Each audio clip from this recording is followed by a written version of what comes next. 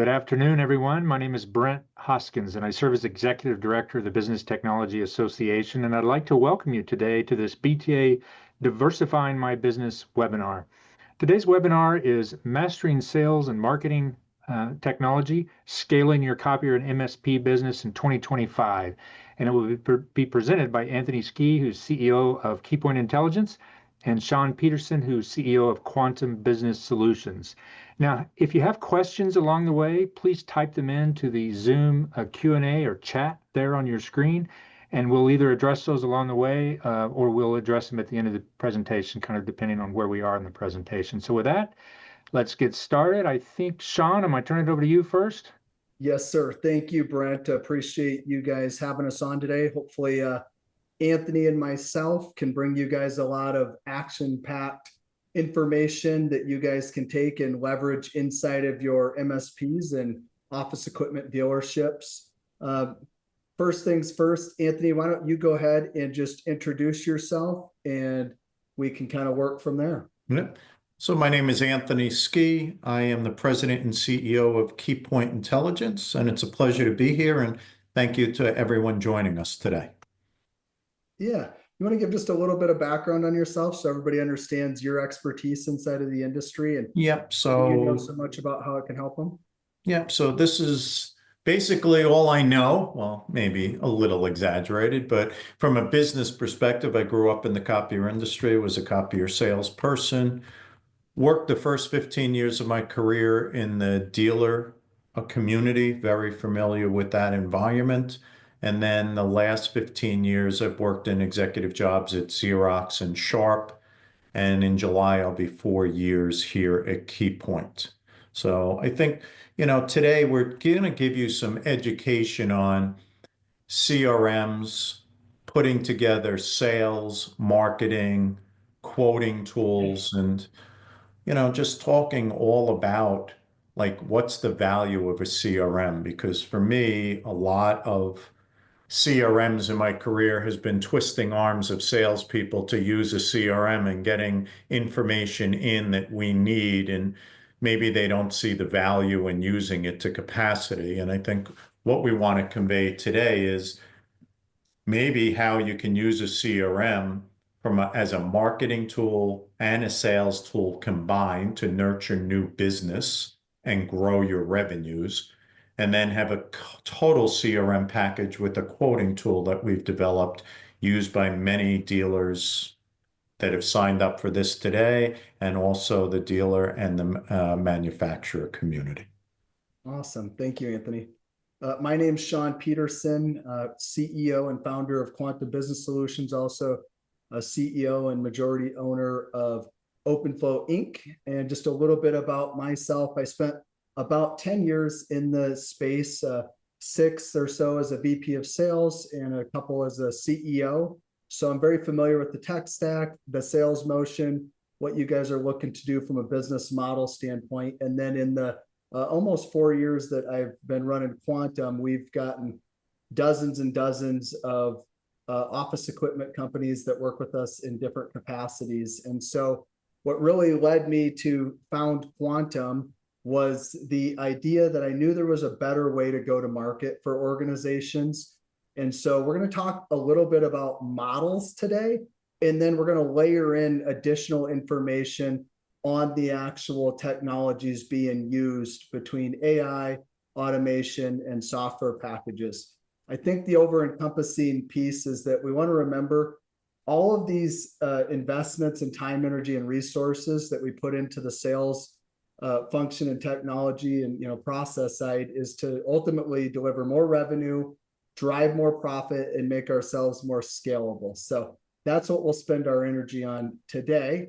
One of the first things I like to talk about is just at a high level, what are the models that you can think about in bucket, whether you're working with our organizations or not? These are universal models. So the quantum growth model really puts together how do we target, attract, nurture, convert, and wow our dream clients. So on the targeting, for instance, how do we utilize precise data analytics to identify and engage potential clients? And we'll talk about some of this as we move through the presentation today.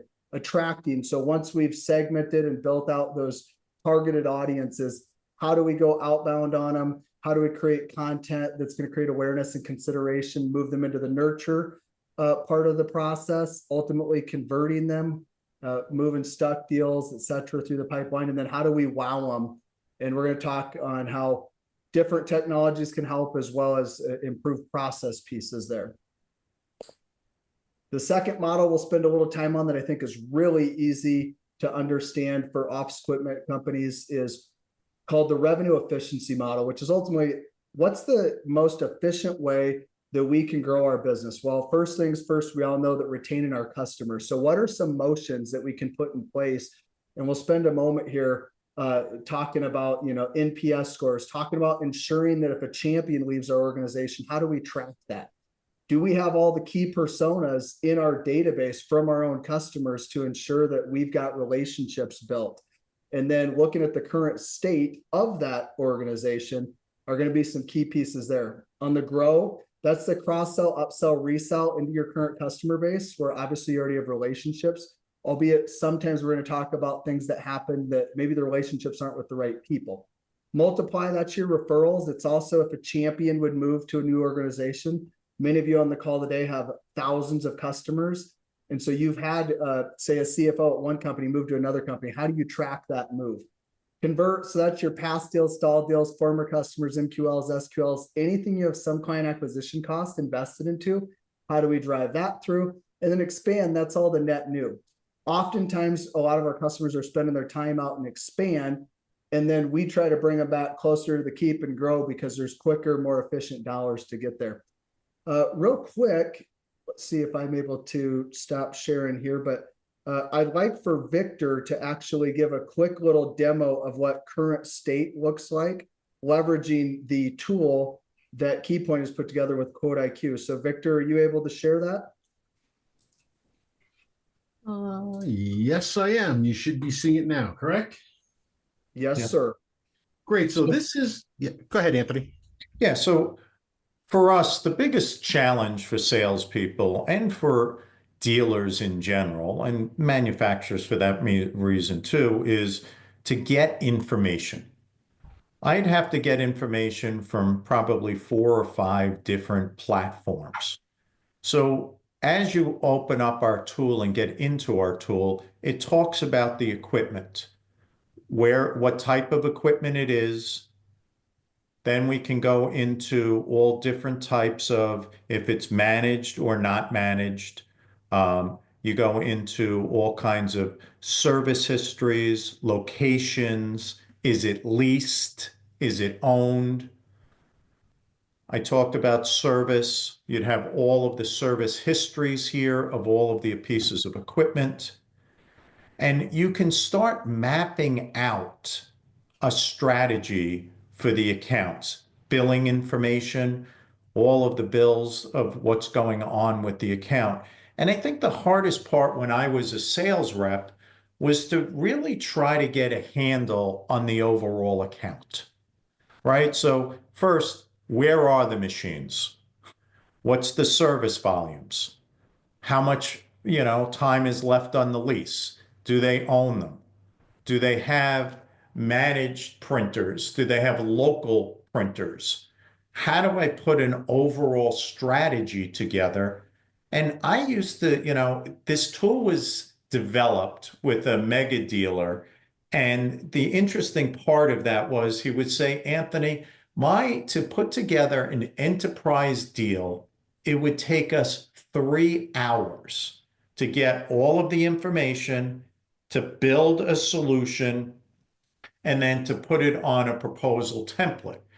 And what he was saying was that everybody uses different proposal templates, so there's nothing uniform. So we dealt with that, and you can put in your own proposal templates. You can put in as many as you want.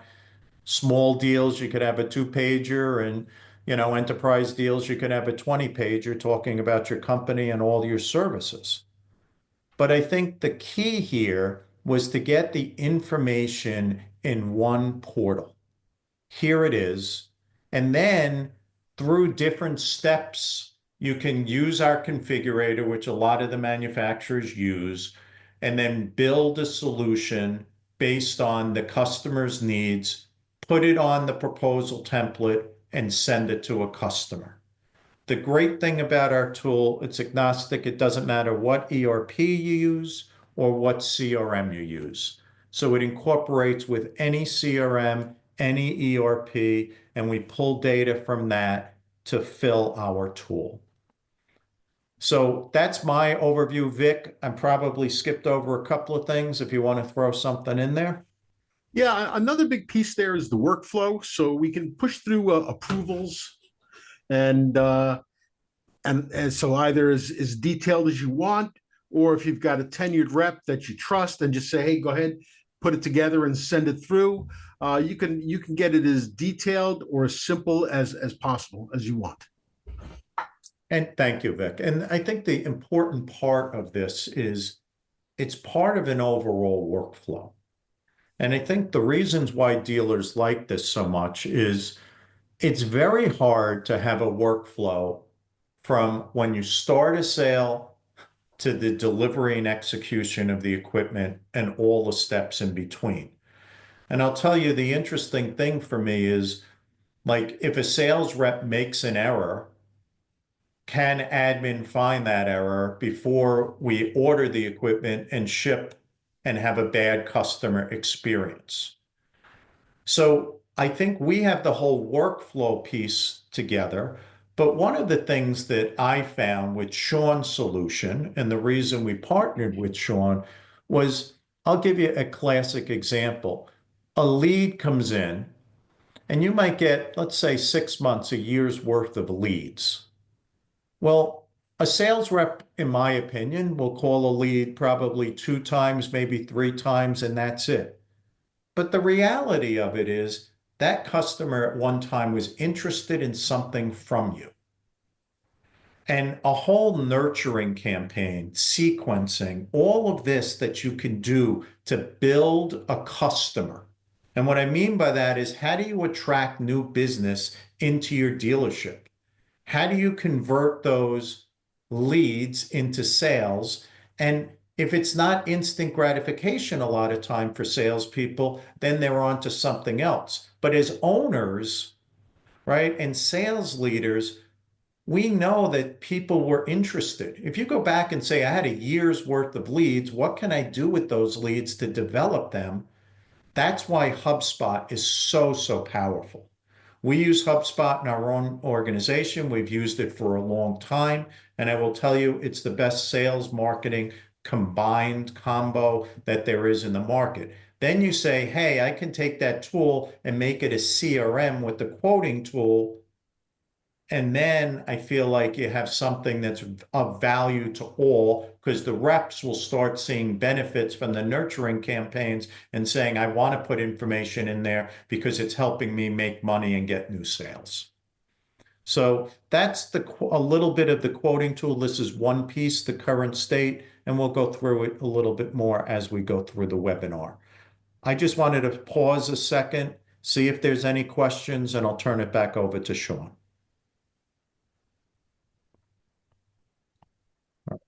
Thank you, Vic. Sean, take it away. All right, perfect. Thanks, guys. Okay, so again, as we continue to work through this, step 1 is keeping your customers. So quarterly business reviews, couple of things that we notice that I think there's some great opportunity is, one, when you have a great NPS score, what is our process to actually go ask that customer, A, for the upsell, cross-sell pieces, but also a potential referral? Usually that's not systemized within a dealership, so we've got ideas there. Another key piece is we've got quarterly business review processes on how do we capture how many clicks somebody's had, how many service calls they've had, et cetera. What we're not great at as organizations inside this channel is, how do we capture the data from the customer that actually helps us with the cross-sell? So one thing you could do, let's say you had HubSpot, for instance, is you use a HubSpot form that has questions on it, like, for instance, do you outsource your IT? And, kind of works through those components. So as soon as it hits submit, your CRM's automatically updated. That could then trigger a nurture campaign that's going to nurture one of your customers that you now know for instance, has managed IT that's outsourced to somebody besides yourself. A couple other things you can do here is, I haven't found that most dealerships have actually taken like the ZoomInfo data against their entire database to say, okay, out of our 5,000 customers, what percentage are actually an ideal client profile fit for our other services? Let's say it's managed IT and we're going to go from 20 employees to 100 is what we're looking for. Well, you might figure out that's 15 to 20% or so of the database. Out of those 1,000 from your 5,000 customers, out of the 1,000 that are an ICP fit, how many do you actually have the key personas to sell to, which would be your financial decision maker, your head of company or organization, and your technology decision maker? We find that oftentimes out of that 1,000, you might only have 100 of the actual CEOs, executive directors, or superintendents, right? The head of the organization. You might only have a couple hundred of the financial leaders, and you might have half of the technology leaders. So even then, when you're trying to keep your customers or cross-sell your customers, you're missing out on opportunities because you don't have that data readily available. The other piece is because you're filling out a form, you could say, okay, out of our customers, because not everybody's getting a quarterly business review, let's just be honest about that. Out of our customers, who that should be getting a quarterly business review didn't get a quarterly business review in the last 110 days, give them a little bit of leeway there. And instead of spending 90 days trying to figure out who did or didn't get a review, and the information's coming in an unstructured way where there's no way to query against it, now you can easily get reports on all this, and you can obviously have your information quickly updated. Now you've got your targeted accounts. So that's some of the stuff we talk about in knowing and keeping your current customers. Another common one is to say, all right, out of all of our current customers, who's got a lease coming up at 18, 12, 6 months? Everyone tries to do that manually. What HubSpot allows you to do is do it with an active list, but then also have active lists, which are essentially moving real time based on criteria. Who are the contacts inside of these customers, right? You could leverage ZoomInfo intent and say, which of our customers that has a lease coming up the next 24 months is showing intent for office equipment, but they haven't contacted us. That might mean you're going to get into a competitive situation. So there's a lot of stuff you can do inside of keeping your customers. Again, that's going to give you the best opportunity to generate revenue. And I think we all understand that. Okay. I'll move it along a little bit. So here's some segmentation, right? So here's, for instance, this is just a quick little screenshot of what lists can look like inside of HubSpot. But essentially we've got, in this case, 1,554 customers that have over 250 employees that are our customer. If there's something specifically that you want to go target them with, maybe it's document management. Now you've quickly got a list of those companies. You rip one more list, which is who are all the contacts that are decision makers inside of that 1,554. Boom, you got a marketing campaign, you're on your way. You set up automation with it to do 5 or 6 emails, have a couple of calls in between, and you're rocking and rolling with a nurture campaign. The other thing you can do, obviously, with HubSpot is lead scoring. So if your current customers are actually showing signals or behaviors towards other products and services, you can quickly track that and take action. I'll kind of pause here because I know this is a lot to cover. Does anybody have any questions so far? Guys, I'm not seeing any questions at this point. So attendees along the way, if you do have questions, you can type them into the Q&A there on the screen or the chat. I'll be watching those, and I'll let you know if I see anything, Sean and Anthony. Awesome. Thank you. Thank you. So one thing we talk about from a segmentation standpoint, the way I like to visualize is if we had 5,000 customers down the left side of a matrix, or let's say an Excel spreadsheet, and we had our key categories up top, right? How many potential boxes would there to be filled based on them actually being a fit? So let's say you had 5,000 Copier customers, and then maybe there's 1,000 to 1,500 potential boxes to hit that would be an IT fit. And if you do coffee and water, or you do cybersecurity, document management, how many boxes do you have that you could potentially go after? Okay, we've got some examples here. And then what is the actual marketing or sales plan around attacking those different opportunities? Won't spend a lot of time here. We talked about this a little bit, right? But having your on-managed versus your managed equipment, Vic hit that. Thank you, Vic. Grow, cross-sell, upsell, resell. We all know that it's 5 to 25 times more expensive to acquire a new customer than it is to retain an existing one and grow inside of that account. You've already got 80% of the client acquisition costs invested into that additional revenue, right? You got to do something to get the business. So there's another 10 or 20%.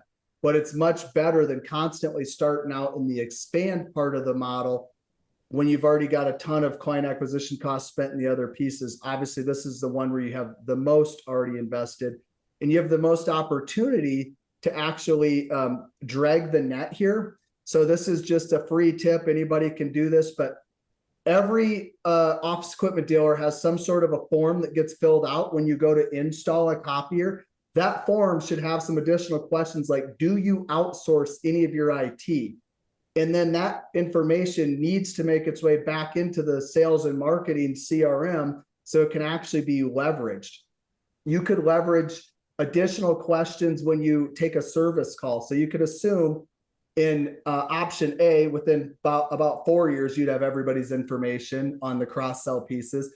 If you did it with service calls, most clients are going to make a service call probably in the next 12 months at least. So in 12 months, you could actually have all that information. Once you have that data, that gives you the opportunity then at an organizational level to control the messaging and control the activity. Most likely today, what most dealerships are going to do is they're hoping that the reps go out and bring the leads back, but that isn't always happening. Again, we're seeing a lot of dealers who after 10 years still have a 1 or 2% cross-sell rate. Well, if you were just selling 10% of your database, $5,000 a month managed services agreement, you can kind of do the math on your own depending on how many customers you have, but it'd be a massive growth opportunity. Usually it turns into 2 to 3 times in your company. So a couple of tips and tricks there. A couple other things that you guys can do is I call it free billboard space. It has nothing to do with technology per se, but does every sticker on the front of the copiers actually mention all the other things that you do? Does the bottom of your invoices coming out of eAutomate mention the other things that you do? What does the service tech leave behind? What does the client success or the person taking the service calls in the call center, what are they saying at the end of the call? So a lot of opportunities to drag the net right here. And then you want to keep getting that information into HubSpot so it can actually be leveraged for campaigns.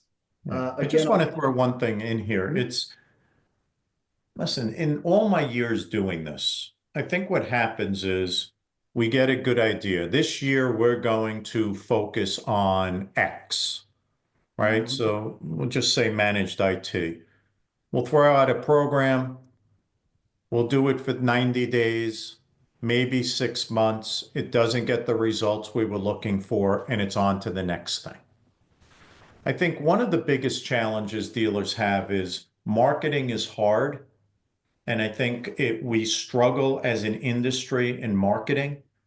And I think if you have a defined plan and a foundation, and I think the platform gives you the foundation to take your sales information and put marketing behind it and go to market with a strategy that is iron-proof from the point of view it's not reliant on one person doing something. It's reliant on a process that just keeps going day after day, month after month, and puts success. And the great thing about that is you can tweak it as you go. But you know that you're touching base with your customers and your message is getting across. What I always struggle with in this industry is sales reps' mind share. A sales rep, how much can they absorb? What are we asking them to do? And then when they don't feel comfortable with something that they're selling, they go back to their old habits of what I feel comfortable with. And the new stuff, the managed IT, the coffee, the water, the AV, anything that we go through that they don't feel comfortable with, they back off.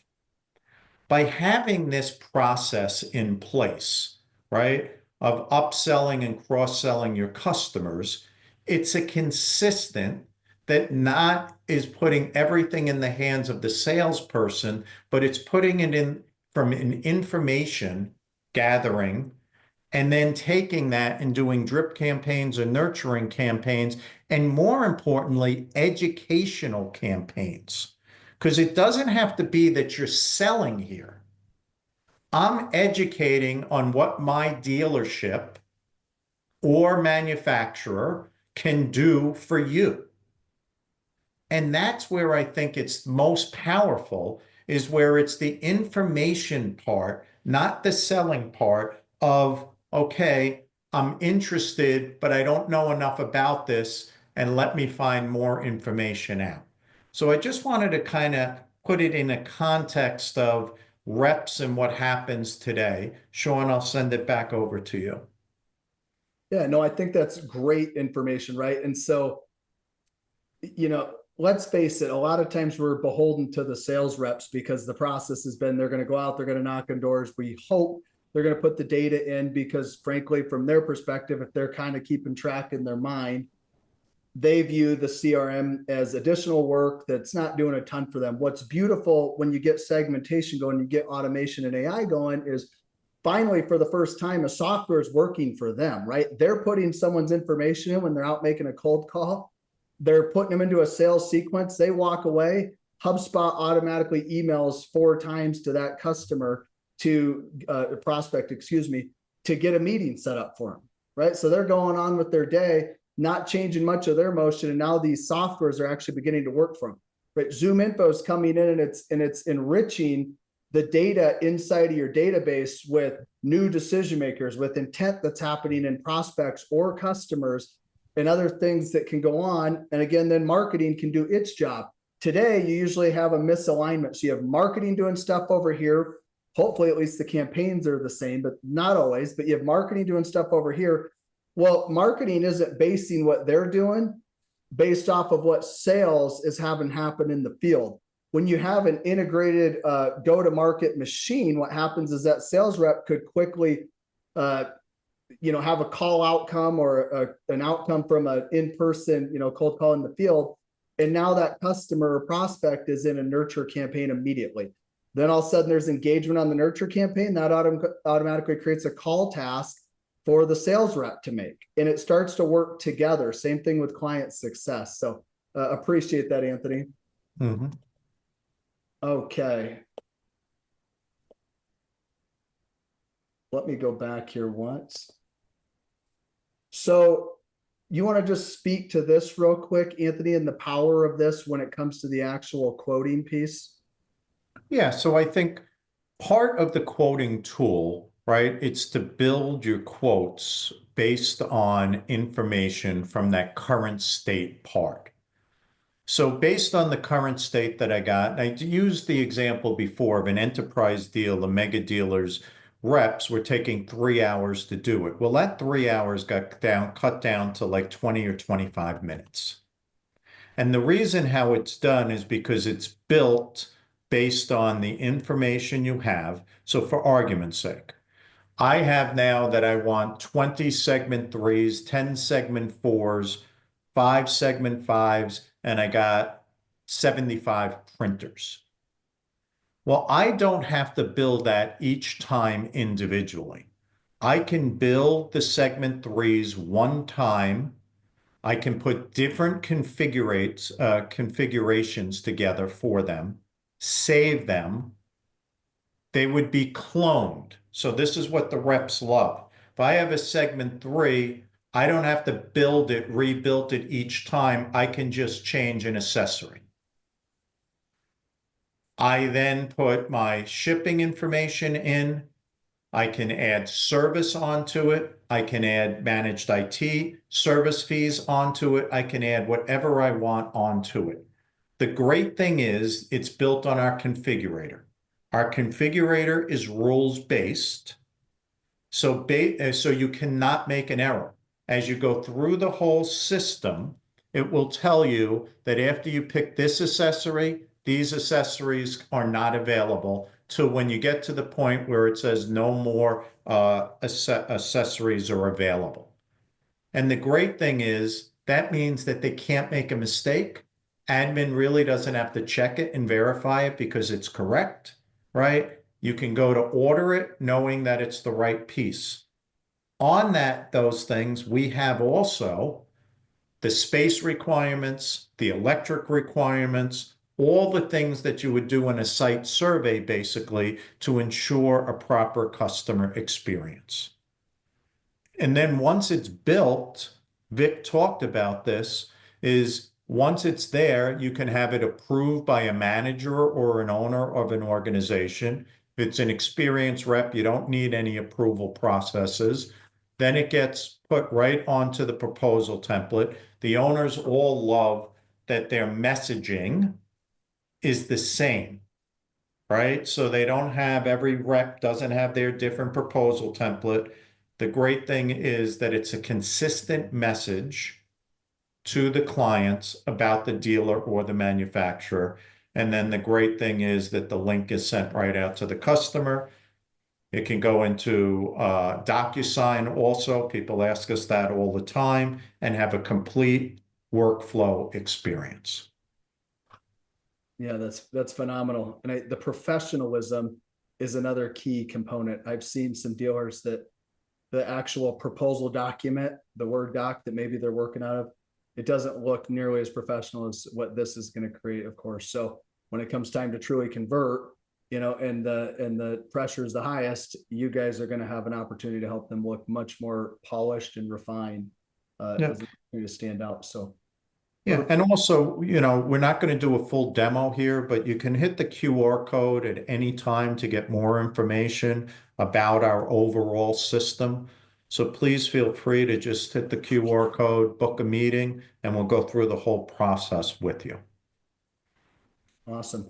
Anybody have any questions at this point yet? Did not see any questions in Q&A and chat, so attendees, now is the time. If you've got something you want to ask or comment on, go ahead and type them in. I'll keep watching it though and let you guys know if I see something. Thank you, Brett. Appreciate that. And what we've seen customers do to really land some nice opportunities in this specific component of the revenue efficiency model is they basically create the distinct list. They use workflows, enroll key decision makers at their customers into automated sequences. They end up booking meetings and getting into opportunities left and right. I think one customer got nearly 70 leads in a quarter on voice over IP or phone systems, just on their current customer Copier database. So there's a ton of opportunity here, guys, to leverage better technology, better efficiency. A couple other tricks I could give you here, but if you've never dropped voicemails, you do need to have opt-in. What's nice is customers are opted into communication from you because they're your customer, is you could drop a voicemail, which looks like a missed call, drops the voicemail into the voicemail box, but you get a lot of callbacks from those as well. It's very cost effective and it's a way to get the phones ringing. So there's some nice stuff when it comes to customers that you can do. I won't hit on it a lot today, but we do have people that are starting to get into AI calling where two things. One, AI calling inbound, and AI is actually answering the calls. So if you've got that call center, they can do a lot of that job. But then outbound too, again, it shouldn't be somebody that's cold. It should be somebody that you've talked to before, is a customer or is a warm lead. But if you've got thousands of customers, there's an opportunity to use AI calling and voice as well to help you cross-sell and upsell your current database. All right, multiplies pretty quick. I won't spend a ton of time on this, but do we have a systemized approach around referrals? How do we ensure that when referrals happen, they actually get followed up on, right? We all know that one of the biggest mistakes in sales is not doing enough touches, and then things fall off the wagon going down the road, and you keep restarting with something new that you had no client acquisition cost into, and you keep getting to about half the client acquisition cost, but with none of the results on a lot of the leads. So what's your referral process? How do you ensure that you're actually following up on those referrals, et cetera? And then the second one is tracking when champions or decision makers inside of your customer base move to another organization. They've already been part of writing you guys a check somewhere. A lot of times they go into that new job, they're not thinking about you guys. And if we don't track or follow that move, we kind of lose track of somebody that could have helped us get into a new organization. Okay. Convert. I think this is probably the most fun, but some common areas, right, is stalled deals are very frustrating in this industry. And what happens is the rep calls twice, emails once, loses track of the deal. They go out there somehow 6-7 months later, and naturally that customer or prospect just bought from someone else 30 days ago, and the new copier is sitting there from either the incumbent or from somebody else because we couldn't stay on top of it. With HubSpot, you're able to say, okay, which contacts associated with a deal haven't been contacted in 30, 60, 90, 180 days? You can have automation around that to constantly be touch and base with the prospect, or you could have automation and reporting where the manager or the rep can take action manually on it. But identifying those opportunities is huge. So stalled deals, past deals is a big one, right? Like I'll ask companies all the time, regardless of CRM, I'll say, which deals did you lose in 2021, right? Now, which deals did you lose in probably 2022? And they're like, oh yeah. And they go back and get those deals. And a lot of times no action's been taken. At one point, you paid someone a lot of money to go out and at least get in that deal. You might not have won the deal, but you were into that for quite a bit of client acquisition costs. And maybe the rep leaves or loses track. Really easy for those lost deals to kind of fall to the wayside over time. So I would encourage you guys to go back and try to figure that out in your current CRM or work with us and we can give you some ideas. So you've got your past deals, your stalled deals. In some cases, they could be the same. And I've seen dealerships end up with hundreds and hundreds of these when we actually started working through the process. MQLs, SQLs. So if somebody turned into a meeting, but didn't turn into a deal, what happened, right? So sometimes we end up getting a sales meeting, doesn't turn into a deal. Maybe the rep leaves. We lose track of that person we had the meeting with. And now we just invested again, client acquisition costs that went nowhere. So who did we have a meeting with that never turned into a deal, right? You guys are kind of seeing the theme here. MQL. So who was interested, but maybe hasn't turned into a meeting, or they booked a meeting, but they didn't show up to the meeting. That's no-shows technically. Like those are all great conversion opportunities. High intent website visitors. So having the HubSpot tracking code, you can actually know not just the company that visits your website, but the specific individual or contact inside of your database that visits the website. And you can take action quickly, right? Again, there's some things with HubSpot where you can know who looked at a document, who opened an email, who clicked a link. Those are all things you can leverage. Referral leads, of course, inactive customers. So which customers, no one's perfect. We've all lost some customers, right? Which customers did you lose in 2021 or 2022 that you could try to go back and win now? That's commonly lost track of throughout the sales and marketing process, especially if there's been changes in reps. We all know there's an opportunity to go back and get those as customers again. Competitive customers, of course. And then any other type of form or webinar attendee, I would consider those, MQLs, but just something to think about. So any questions on the types of opportunities that we consider when it comes to convert and that part of the revenue generation model? Okay. I see a question. I do see a question in the chat if you want to look there, Sean.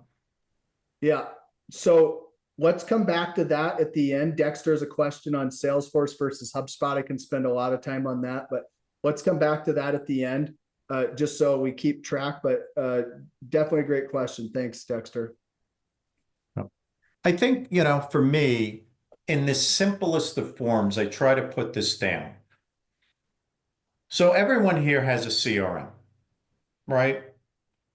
So what are you trying to get out of your CRM? Or more importantly, what is your CRM giving you as value? So, you're paying X amount, and is it just to track information? Is it just to get, information from the reps so you can nurture and do things? But how then do you do it? So we found a lot of people who have CRMs have HubSpot today, and by having HubSpot, and having the ability for the CRM to bring in new leads, to nurture customers, to work with sales in sync, which I think is the absolute key, and then have the ability to use an overall seamless workflow throughout your organization is why many people are changing right now, right? We've launched this and we've had, from our quote things, we have 6 mega dealers and probably over 25 overall customers we're quoting. And this just came out, less than a year ago. And when you combine it then with HubSpot, we have dealers now using the combined solution. We call it Q2. And they're seeing the value of being able to track information, put marketing campaigns around it, and make sure they're not losing opportunities. And more importantly, it's building opportunities. Because what do we all want? We all want more revenue and profit. And how does that come today? Well, it's getting higher, deeper, wider in your existing accounts, and it's finding new clients. And that's what this is all about, right? It's about, how do I get more clients? How do I nurture the clients? How do I grow my existing clients with a concentrated process that I put in place, and I can just let the wheels go constantly without me monitoring it all the time to see if it's being successful or not. You'll get the information through dashboards and seeing what's working and what's not, and what you can tweak and what you don't have to tweak. Yeah. It creates a lot of opportunity in the people, the process, and the technology, right? So for instance, I don't want to get too far off, but you could have Zoom info, bring information in, all of a sudden it nurtures. We've got customers in that leverage AI auto dialer. So instead of the rep doing this for an hour and a half to get one decision maker on the phone, they're getting the next decision maker every 2, 3, or 4 minutes. That call's then recorded, which usually isn't happening inside these dealerships. It's transcribed. We can search for keywords in it. And then you could actually put that call into a coaching playlist. And now your sales leadership can meet with that rep, listen to the call, and actually coach back against the scripting that they may or may not have in place today. Right. One thing I know I spent a lot of time on it. We have Quantum Academy, which gives you a framework for scripting and stuff that we just give to all of our customers. But it's all the components combined, right? So how do we get a better process and then go faster and more accelerated with that process? If your reps are spending a ton of time today building quotes, as an example, if I can go in and quickly have a nicer looking quote in 20% of the time, that's more sales time. The stats show, if you look at the book, for instance, Tech Powered Sales, over 70% of what sales reps do today could already be automated. Okay. And this is a 2-year-old book, so it's probably a little higher by now. And the percentage of time your sales reps actually spend talking to a prospect or meeting with a prospect is so very little. And yet we're out here trying to hire more reps. Let's say you got 10 reps. You probably have 2 or 3 really good ones, 2 or 3, 4 that are kind of hitting numbers, and you've got 3 or 4 that you're sitting and you're cycling out, right? We're always trying to hire and replace these top 3. And it's like, well, the best way to clone them isn't to go hire another guy and try to recruit, retain, train, all the things we got to do there. It's how do we cut out the things that we could from a time perspective and accelerate this guy's ability to have more conversations. And that's what AI and automation and technology, including better processes, allow you to do, is actually turn the team you have today into 2 or 3 times that from a productivity standpoint. It still takes accountability, right? You're going to have the reps leverage the technology, and there's some pieces, but it's much more, it's quicker to get up and running, and it's much more stable long-term than sitting and trying to hire and find those top producers again, because we all know that's a real challenge most of the time. So, yeah, and I just want to mention something. Sean has sent a couple of times AI. So at Key Point, we do an AI assessment, and we'll go in and talk about your overall company. Problem is, a lot of people don't know where to start with AI. And that's something that we have helped lots of companies with: where to start, how to utilize tools. Those tools make you more efficient and save you money. So we do offer those services. And I will tell you that more and more dealers today and manufacturers, we've had 3 manufacturers and a bunch of dealers using our AI assessment. And the assessment goes in and just see where you are, or if you don't know where to start, like having an AI policy is a great way to start, but where to start. And then if you're starting, am I maximizing AI?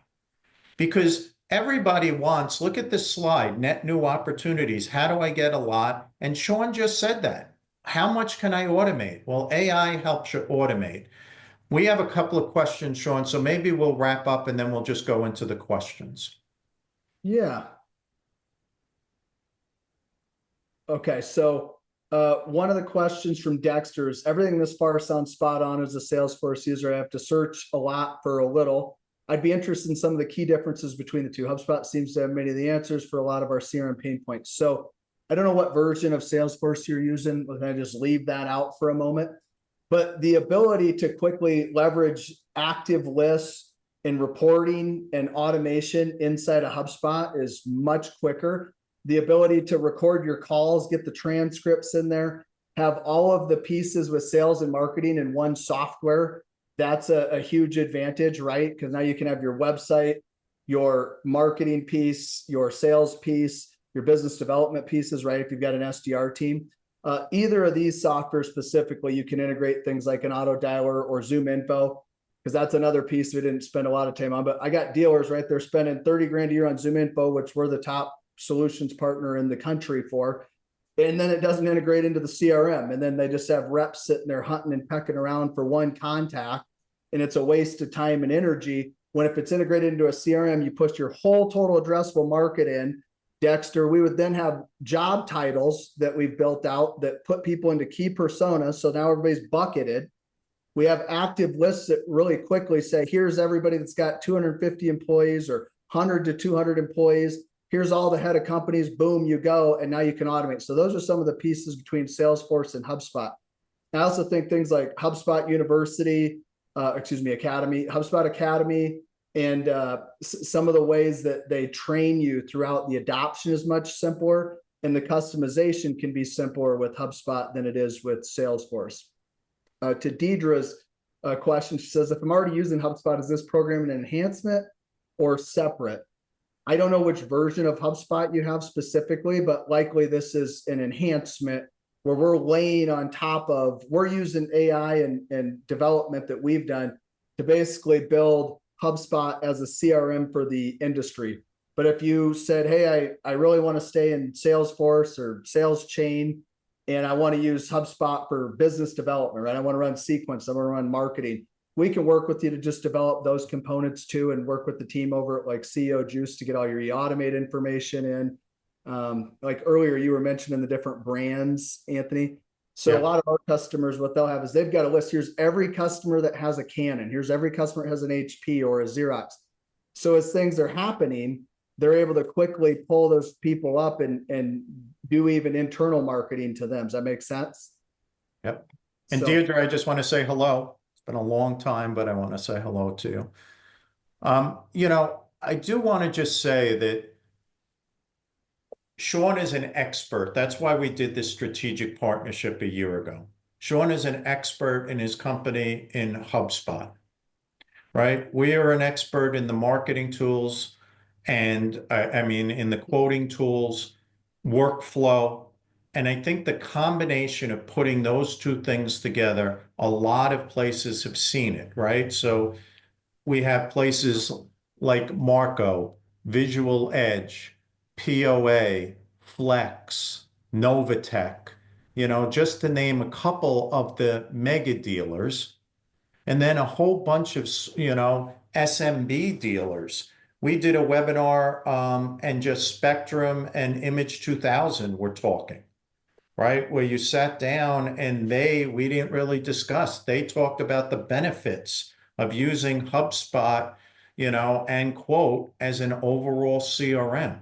So we have a ton of references, a ton of referrals that we can give you.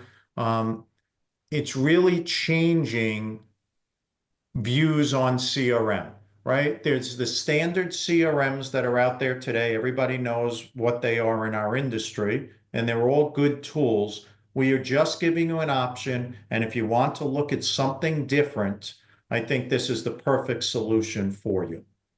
Yeah, And I and just some wanted to thank Brent for the opportunity to get here. I'm excited about the national meeting, right? And meeting Emmett Smith and everything like that in New Mexico. And I really do appreciate all the time and that you gave us today to explain this solution. And hopefully people got some thoughts of how to increase sales and combine marketing. So thank you for that. All right. one thing I think that would be fun, you guys can see my screen here, right? So this is just a quick example just to show you guys. This is our internal, so I didn't pull any customer up, but Quantum's SDR, for instance, in March, she did 105 hours of calling, 16,000 dials, 1,127 what we call transfers, but 844 conversations and 33 meetings.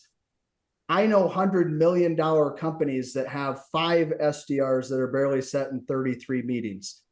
There's a lot of opportunity for you guys. Her best month ever, I think she set 74 meetings by herself.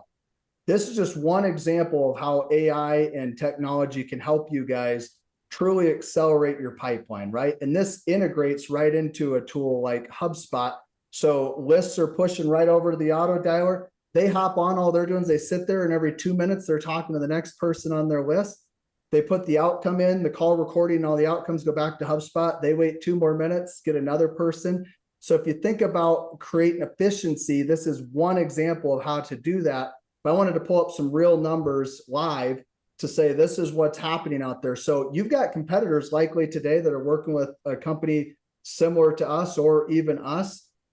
Think about your competitor doing this, right? Their reps doing this, and you're out trying to do it the old school way.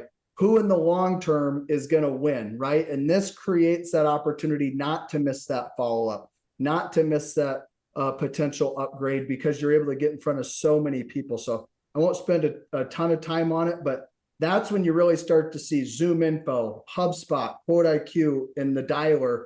Like, this thing's a machine. And again, you've got to be committed to it, but it's going to make a huge difference in your business if you guys are looking to take it to the next level. So thank you, Brent. I'm appreciative as well. All right. Thank you, Anthony and Sean. Great presentation. Lots of great information there. Thank you, Victor, as well, for your contribution to today's presentation. Attendees, we're still kind of looking at chat and Q&A there on the screen. If you do happen to have a comment that you'd like to add or a question, we can do that. But let me mention this webinar you may have noticed is being recorded. So if you've got somebody in your dealership that you'd like to share this with in your company, it'll be available to you on the members only section of the BTA website. That will be posted tomorrow. You would have to have your username and password to access that link. Also, there'll be a PDF of the PowerPoint of today's presentation posted on the BTA website. In fact, it's probably there now. We usually do that at the end of the webinar. You would just need to go to bta.org/diversifying, and there you will be able to see today the PowerPoint, tomorrow a link to the recording. I would encourage you, while you're on the BTA website, to register for our next BTA webinar. That will be held next Thursday at 4 p.m. Eastern. It will be our companion webinar series, Building My Business. This is Diversifying My Business, but Building My Business webinar, and that will be entitled E-Automate, Pitfalls and How to Avoid Them. So something a little different, and it'll be presented by Jason Plott of XYZ Consulting. So I encourage you to consider that. That's just a week from today at this same time. I'm not seeing any other chat or Q&A at this time. So thank you all for your attendance today in the webinar. And again, thank you, Anthony and Sean and Victor, for your presentation. We'll go ahead and end the webinar for now. Look forward to seeing you in the next webinar next week. And we thank you all, of course, for your membership in the association. So with that, we'll go ahead and say goodbye for now. Thank you all. Thank you.